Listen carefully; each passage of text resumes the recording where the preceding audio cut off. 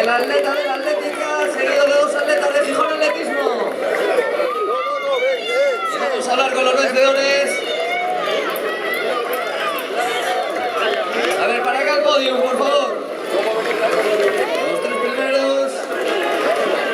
Ven para acá, campeón. Vente para acá conmigo.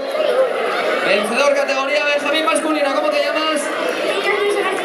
Lucas, vaya carrerón que has hecho, que rápidamente te has puesto primero y aquí, a diferencia de la anterior carrera, no te han fallado las fuerzas, has llegado hasta el final y has conseguido vencer. ¿Contento?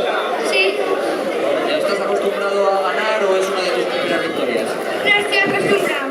Bueno, pues ya sabes, a seguir machacando y a seguir entrenando, que te queremos ver ahí en lo más alto como siempre. Enhorabuena para Lucas, aquí tenemos el segundo. ¿Cómo te llamas?